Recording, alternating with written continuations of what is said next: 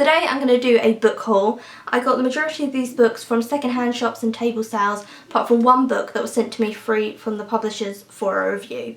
So I'm just going to get straight into it. A lot of it has like my hobbies and passions in it, so yeah, like all my hauls, it's just really weird. It's a weird collection of mentalness, to be honest. First up, this is the book that I got sent from the publishers. This is The Bone Clocks by David Mitchell, and I got asked whether I would like to review it, and I would, because I've heard great things about David Mitchell, but I've never read anything from him. He wrote Cloud Atlas, and the back is very vague. It just says, over 6 decades, the consequences of a moment's impulse unfold, and it's very vague on the back. So I am interested to read this. That cover design though, oh, beautiful. So thank you, Skepta Publishing, for that one. I then got Quentin Tarantino's Natural Born Killers. Just found this in a charity shop. It's the script. I've already read it. It's not the complete script from his film. It's kind of like must be his first draft or something. Because if you haven't seen this film, go see it. It's incredible. It was actually banned in the UK for a while, but it's not anymore. And it's really good. It's about 2 killers who go around and kill people, and then they get put in jail, and then they escape from jail. That's it. And that might sound like, whoa, like that's not interesting. It's really good. The reason it got banned in the UK and other countries is because it kind of tells it from the killer's side, and you want the killers to get away, even though they're killing innocent people, which sounds like an odd concept, but it's Quentin Tarantino, so it always works. But yeah, this was good, but it didn't have all the Mickey and Mallory are in love, and there's always weird scenes within it where they're like, I love you forever and ever, and their weird wedding on a bridge where he cuts her hand open.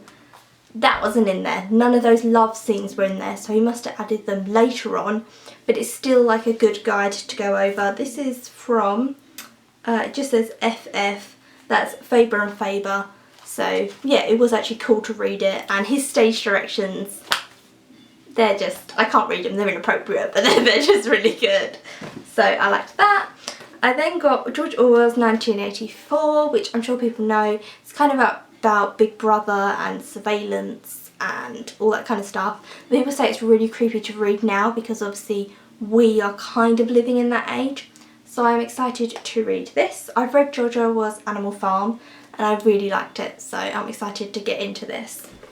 I then, from Tracy Chevalier, the one, I got Falling Angels. Now I read Tracy Chevalier, Girl with the Pearl Earring, it's one of my favourite books. And then read The Blue Virgin, or not so keen.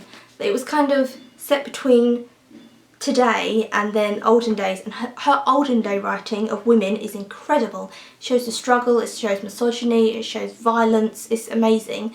But her modern day wasn't as good. So this is set in January 1909, the day after Queen Victoria's death, and it's basically about 2 girls who make friends, and their families are going in completely different ways. So the country was changing at the time, and one of the families is really into the change and everything like that, and one of them's very old-fashioned and wants to stop the country from changing. So it's how these 2 girls' relationship changes as they grow up. It reminds me a little bit of, has anyone seen Disney's Fox and the Hound? That, you know, Fox and the Hound, where they kind of make friends when they're younger, and then you realise that the hound has to chase the fox, and so they can never be friends, and it's that kind of thing. It's exciting. Her writing is just, oof, don't. If you haven't read The Girl with the Pearl Earring, get to it. It's such a good, It's such a good book. Oh, I love it. I then got from the library, because they were like selling off some of their books, Unrequited Love, On Stalking and Being Stalked. This is by Gregory Dart, and this is non-fiction. Gregory basically is a lecturer at university, and he went to a seminar, met this young girl, and she kind of became quite obsessed with him. And he didn't teach her, but she went to university, like another university in the country, and she kept on bombarding him with texts and emails, and he said, I'm sorry, this isn't going to work out, and she just got very manipulative. And this is what it's about. It's about her, but it's also about him. It reads like an essay, because it's taking stuff from academic people saying, this is the definition of stalking, this is our laws, this is that, this is that. And yeah, it's a bit heavy at times, a bit like, it's like a lecture, but it is good. I'm only halfway through, but I am really enjoying it because I know nothing about stalking. I then got this one, which is by Simone Howe, and it's Notes from the Teenage Underground, and this one's been made into a film, and it's also got the certificate there. Can you see it says 15? So I don't know if that's trying to say you have to be 15 to read this. I'm quite a bit into it. I don't know why you'd have to be 15. It reads a bit like a YA. It's basically about 3 friends. Our main character is Jermaine. She's named after Jermaine Greer. Her mum's a hippie. You got our friend Mia, who's like really dumb. And then you got our friend Flo, who seems to take everything a bit too far. And they each summer have a theme. So last summer it was Satanism and they worshipped Satan, and that was their thing. This summer it's the underground. So anything that's underground, anything that's not mainstream, they're going to do this summer. So they start talking about Andy Warhol, and he had this thing called the Factory where people could just go in, like artists, dancers, anyone could go in and he'd shoot them, film them. Imagine, he'd just shoot them dead, natural born killers. No, he'd film them and everything, and it was all really artistic. So that's what they're going to do, but I have a feeling that Flo takes things much too far and she's going to do something quite extreme. Just something tells me, it's like kind of bubbling, it's like, oh god. But it reads like a YA because the main girl's like a shy, a bit of a nerd, she's got a love interest, all that kind of thing. But it reads better than kind of your average. Like, it is good, I'm enjoying it, but I think so it's going to happen. So I'm excited for that. I then got this one, very odd. It's, I don't know if you can see it, it's from the library as well. It's by Bertley Doherty. It's called Daughter of the Sea. I'm already hooked. Daughter of the Sea.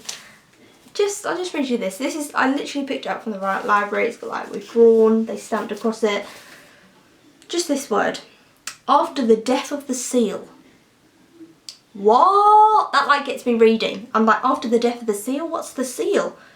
The furious power of the sea. What? It's basically about a couple who, the husband rescued a baby from the sea, and now the sea are like, oh sorry mate, we'd like that child back. Mental. Next up is Wild Swans, which is literally the best title for a book. It's beautiful. Wild Swans. It's by a Chinese author called Zhang Chan. It's called Wild Swans, but like the subtitle is 3 Daughters of China. And it's obviously going to be about her life, but it's going to be devastating. There's a lot of critical acclaim with this book. It's like the personal histories, all of the personal histories to emerged out of China's 20th century nightmare. This is one of the best. It's got pictures in it. Let me try and like show you. So it's got pictures in it there. It's also got a huge index. Like the index just goes on and on. She's drawn a map in here. She's got, there you go, there's the map, a family tree, everything is very detailed. But the reason I got it is because I thought, Wild Swans, what a beautiful title. Okay, opened the first page. There she is there. And I just read the jobs that she'd done in her life. You know, the little bit about the author. I just read that because I thought that's going to be within the book. That'll be interesting. Okay. She worked as a Red Guard. She worked as a peasant. She was a barefoot doctor, a steel worker, and an electrician. She then became an English language student and then an assistant lecturer. And then she came over to Britain in 1987. And she was awarded a scholarship to York University, where she obtained a PhD and became the first person from the People's Republic of China to receive a doctorate from the British University. She now lives in London and teaches at the School of Oriental and African Studies, London University. That's pretty cool. Like, she's done a lot in her life. Like, a barefoot doctor and a peasant. And now she's like got a PhD, she got a scholarship, she works at London University. Like, she's lived. She's the person you really want to read about. You know, celebrity autobiographies, when you just think, really? Have you really lived? Like, you're 24. Why are you writing something? Unless you've got a great tale to tell, don't write. She's got an amazing story here. So that's why I'm really excited to read this. This is like what autobiographies, in my opinion, should be. You shouldn't be allowed to write an autobiography just because you're a celebrity. You should have to have something that's interesting that you can learn from. Rant over. But anyway, I'm excited to read this. And the next 3 are Anne Boleyn related. What a surprise. But I do love Anne Boleyn, so yeah. This is by Philippa Gregory, the other Boleyn girl. Philippa Gregory, she's like hailed as one of the best historical writers. I'm sure a lot of people know about her. She's like the best of the best. She writes about loads of different people. Another Philippa Gregory is this huge one, which is The Boleyn Inheritance, which I can't quite work out what it's going to be about. And then last but not least, I've got Alison Weir's Treasure of the Towers. This is a really small book. Basically, in the Tower of London, 7 people have been killed there. 400 years ago it was. 5 of them were women, and it's just all the people and their stories. So obviously Anne Boleyn was in it, so that's why I was interested to read it, but it's interesting to read about other people as well. So it's a very good book. It's very easy to read, it's very accessible, which sometimes I find history books aren't. And that's it, that's the end of my haul. Hope you enjoyed it. The light's gone, but oh well. My next video will probably be a wrap up because I've read a lot of books and they're just piling up on my windowsill over there, but I didn't have time to film wrap up, so when I do, it's going to be a huge wrap up of like mentalness. It's so varied, the books that I've read recently, so that should be good. So yeah, that will probably be my next video. Thank you for subscribing, thank you for 1,000 subscribers, and I will see you very soon for a new video.